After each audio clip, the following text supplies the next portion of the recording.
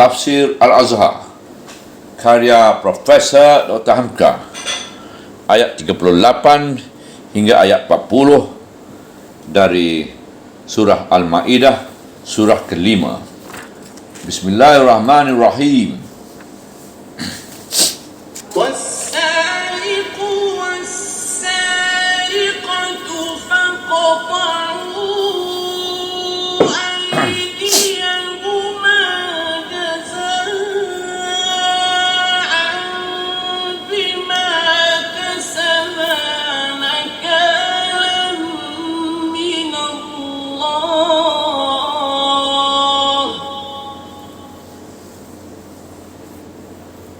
Wallahu azizun hakim. Ayat 38. Dan laki-laki yang mencuri dan perempuan yang mencuri, maka hendaklah kamu potong tangan mereka sebagai balasan atas apa yang telah mereka perbuat itu, sebagai contoh menakutkan dari Allah. Dan Allah adalah maha gagah lagi bijaksana.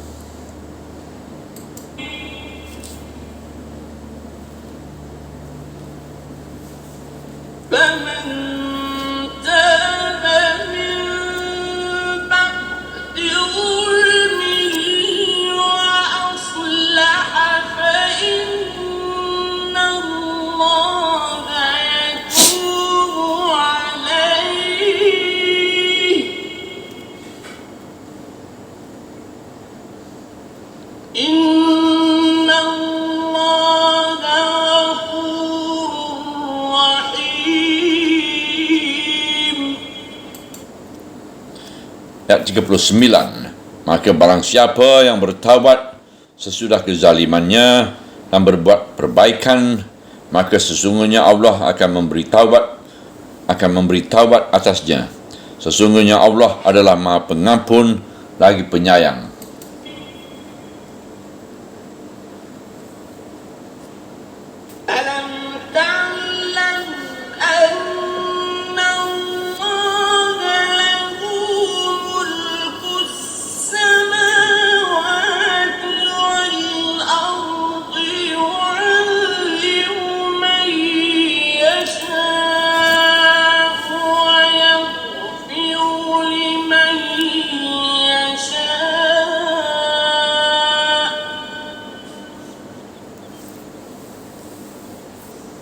Wallahu ala kulli syai'in qadir. Ayat ke-40. Apakah tidak engkau ketahui bahwasanya Allah baginya lah kerajaan semua langit dan bumi? Dia akan menyiksa barang siapa yang dia kehendaki dan akan memberi ampun barang siapa yang dia kehendaki. Dan Allah atas tiap-tiap sesuatu adalah Maha Kuasa. Hukuman pencuri. Gerombolan perompak, pembegal yang merosak keamanan, memerangi Allah dan Rasul dengan secara kekerasan, dengan senjata, merampas hak milik orang lain. Jiwa orang-orang itu memang sudah sangat kasar. Sebab itu hukuman bagi mereka pun tidak kepalang tanggung. Tetapi ada lagi pengambil hak milik orang lain dengan cara mencuri, dengan cara sembunyi-sembunyi. Maling sedang orang tidur, mencopet sedang orang terlengah, mengambil kain di jemuran sedang yang mempunyainya di dapur. Pencuri, Tuhan mengambil pencuri. Tuhan telah membentukkan dua jalan buat membatasi kejahatan. Jalan pertama mengenai jiwa sendiri dengan mengemukakan takwa, mencari jalan yang diredai Allah, iaitu wasilah hidup baik, beramal dan berjihad, mencari harta halal. Jalan kedua ialah ancaman hukuman badan bagi yang tidak dapat mengendalikan jiwanya lagi. Dan laki-laki yang mencuri dan perempuan yang mencuri, maka hendaklah kamu potong tangan mereka sebagai balasan atas apa yang telah mereka perbuat itu, sebagai contoh menakutkan dari Allah.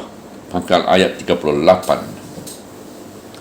Tuhan menganjurkan masyarakat yang mukmin, yang takwa dan mencari jalan wasilah yang akan menyampaikan kepada Tuhan dan berjuang bersungguh-sungguh dalam segala pekerjaan yang baik agar mendapat kebahagiaan. Orang yang mukmin nescaya tidak akan mencuri harta benda orang lain. Tetapi ada juga dalam masyarakat orang yang demikian rosak jiwanya sehingga cepat saja tangannya mengambil harta benda orang lain. Padahal sepayah itu orang buat mencapainya. Sebagaimanalah perasaan seorang yang baru saja menerima gaji untuk belanja 1 bulan, untuk membayar hutang, untuk diserahkan kepada isterinya, untuk membayar wang sekolah anaknya. Tiba-tiba seketika dia turun dari bas, didapati wang gaji yang baru diterimanya itu tidak ada lagi, sebab sudah dicopet oleh seorang pencopet di dalam bas. Pencopet itu sudah ditandai oleh polis, sudah ada sidik jarinya dan gambar wajahnya di kantor kepolisian, namun dia masih tetap mencopet.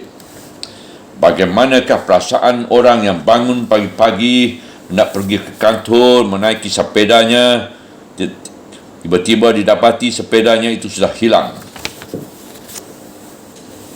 diambil pencuri tadi malam. Dan bagaimana pula perasaan seorang nyonya terhadap seorang pembantu rumahnya perempuan yang sudah sangat dipercayai keluar masuk di dalam rumah, dari dapur sampai ke kamar tidur, keluar sampai ke dalam, dan tiba-tiba di suatu pagi dia sudah tidak ada lagi, didapati selai kain di dalam almari sudah hilang. Islam mengadakan hukuman berat bagi orang semacam ini.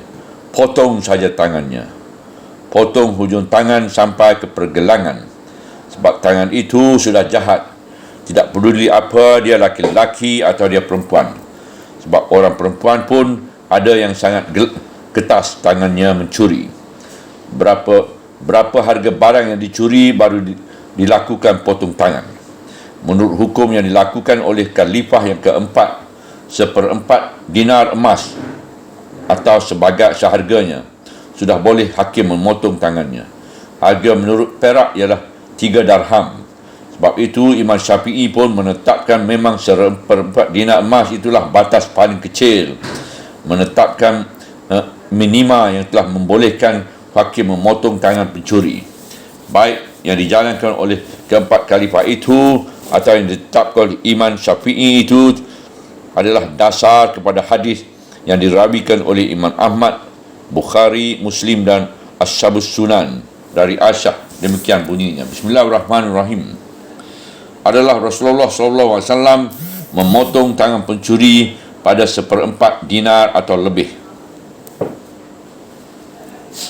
Menurut keterangan fuqaha, tuduhan pencuri hendaklah dengan bukti yang jelas, itu bayyinah, dan hukuman bisa tidak dilakukan kalau yang dikecurian memberi maaf sebelum sampai ke tangan hakim.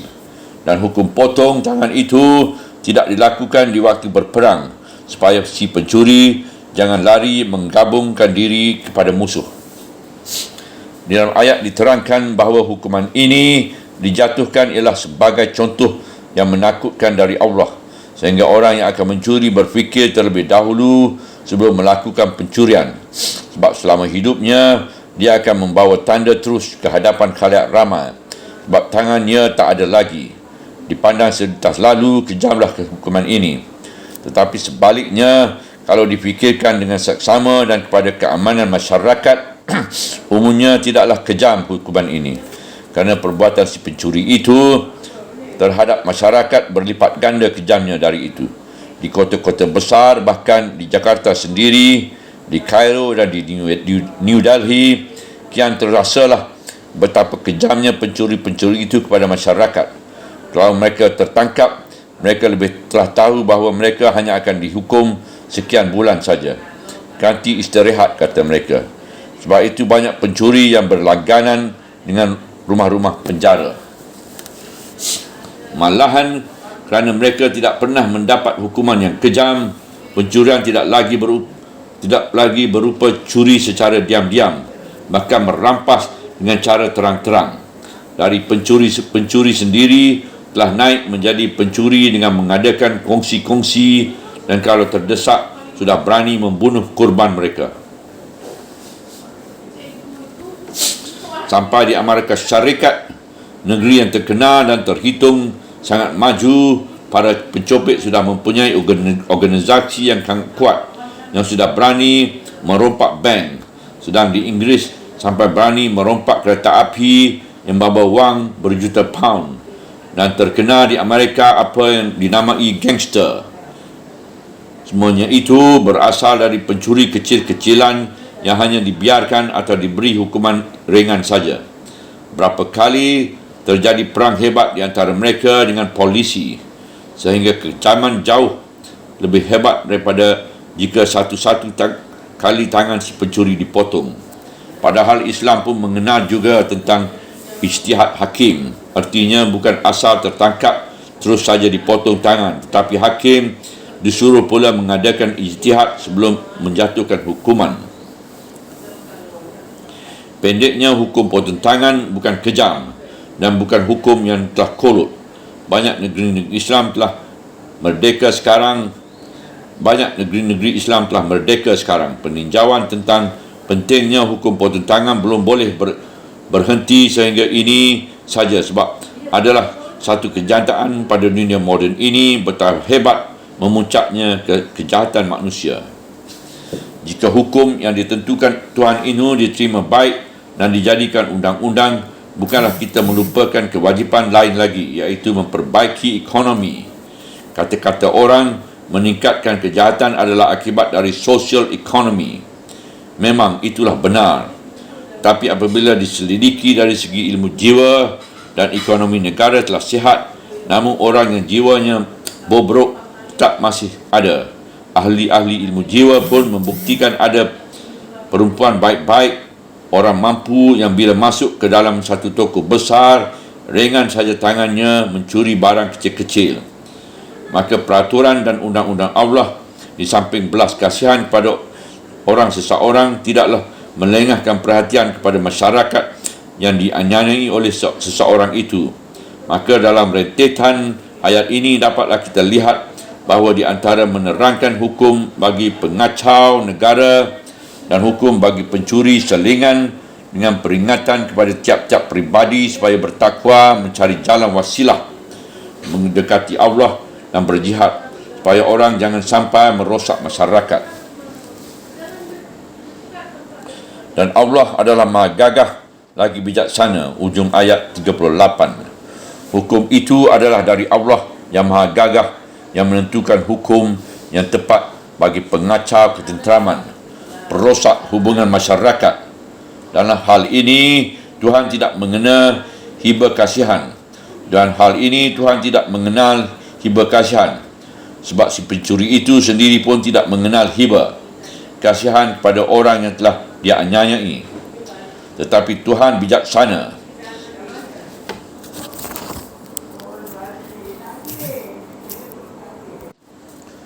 Dan Allah adalah Maha Gagah lagi bijaksana, ujung ayat 38. Hukum itu adalah dari Allah yang Maha Gagah yang menentukan hukum yang tepat bagi pengacau ketenteraman, perosak hubungan masyarakat. Dalam hal ini Tuhan tidak mengenal hibah kasihan, sebab si pencuri itu sendiri pun tidak mengenal hibah kasihan pada orang yang telah dia aniayai. Tetapi Tuhan bijaksana, dan Tuhan memerintah tiap-tiap orang mencari penghidupan dengan harta yang halal. Dan hakim yang diserahkan Tuhan menjatuhkan hukuman hendaklah meneladan pula bijaksana Tuhan itu.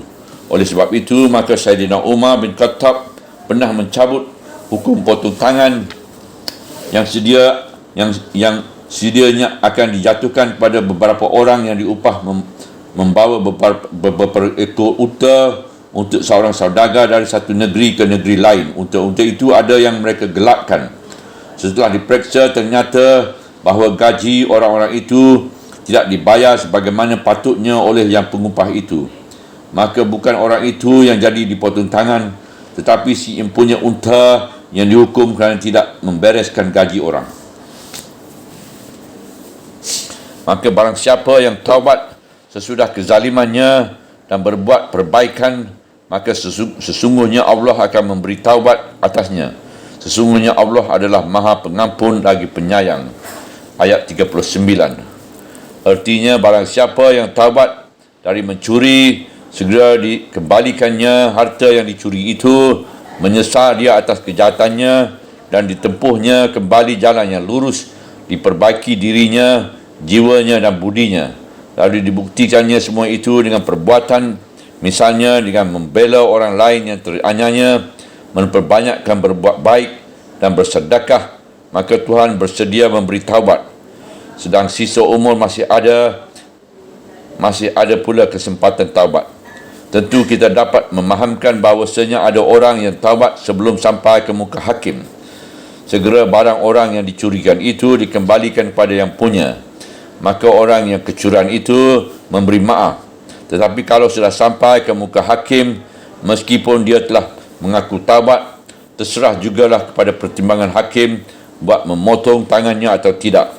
Mungkin kerana harta orang itu tidak dapat dikembalikan, tangannya dipotong juga. Dan dia pun taubat. Tuhan menerima taubatnya yang betul-betul. Tetapi jejak tangan yang dipotong adalah cacat yang tak dapat dihilangkan. Moga-moga kerana dia telah taubat, Allah akan meringankan dan memberikan ampunan kepadanya. Kerana tangannya telah terhilang itu. Allah adalah pengampun dan penyayang bagi hamba-Nya yang memang benar-benar telah insaf kalau kembali bertaubat pada jalan yang benar. Apakah tidak engkau ketahui bahawasanya Allah baginya lah kerajaan semua langit dan bumi? Pangkal ayat 40. Tuhan Allah Maha Kuasa atas semua langit dan juga atas semua bumi. Semuanya itu berjalan menurut tadbir dan peraturannya, meliputi sejak dari semua langit yang paling besar itu sampai kepada bumi dengan segala isinya pula, sampai kepada menentukan hukum potong tangan si pencuri, sampai kepada cacing dan rayap, sampai kepada nyamuk dan hama yang kecil pun hidup menurut peraturannya. Apatah lagi manusia yang berakal ini. Dia pun diatur menurut keadaan yang sesuai dengan dia sebagai makhluk yang berakal. Dia akan menyiksa barang siapa yang dia kehendaki dan akan memberi ampun barang siapa yang dia kehendaki. Berjuta-juta manusia hidup di atas bumi, diberi nyawa untuk hidup dan akal untuk menimbang buruk dan baik. Masing-masing manusia dengan soalnya sendiri. Kadang-kadang soal diri saya hanya Tuhan dan saya yang tahu. Bahkan Tuhan lebih tahu tentang diri saya daripada saya sendiri. Dari orang lain yang saya ketahui hanya kulit lahirnya saja. Bagaimana perjuangan dalam batinnya dalam hal memilih yang baik dan menolak yang buruk, tidaklah saya ketahui sampai halus. Kadang-kadang kita melihat orang yang tidak jujur masih saja nampak senang. Maka dari hal mendatangnya kesiksaan pada manusia atau mendatangkan ampunan bagi mereka adalah Tuhan sendiri. Tidak dapatlah kalau makhluk lain mencampuri. Namun satu perkara wajiblah kita percayai, iaitu bahawa Tuhan pasti berbuat adil pada hamba-Nya. Dan Allah atas tiap-tiap sesuatu adalah Maha Kuasa. Hujung ayat 40. Kekuasaan Tuhan adalah mutlak atas hamba-Nya. Maha Kuasa memberi ampun dan Maha Kuasa menjatuhkan azab. Rahsia hamba-hamba-Nya itu semuanya ada pada tangan Tuhan. Hamba-hamba itu sendiri tidak perlu campur tangan menentukan mengapa si anu diampuni dan mengapa si anu diseksa. Mengapa si pencuri kain jemuran dipotong tangan sedang si pencuri besar kaya hidup senang. Sedangkan terhadap rahsia diri kita sendiri, Allah pun lebih tahu daripada kita. Kononlah rahsia orang lain. Sebab itu, soal-soal seperti ini lebih baik jangan kita campurkan dengan pembicaraan filsafah, sebagaimana perbincangan kaum Mu'tazilah dan Asy'ariyah di zaman dahulu. Mu'tazilah mengatakan bahawa mustahil Allah akan menyeksa orang yang beramal baik. Lalu kaum Asy'ariyah keberatan bertanya, mengapa kekuasaan Allah engkau batasi? Sebab itu di sini kita kemukakan saja mazhab salaf, mazhab yang paling memuaskan hati yang beriman.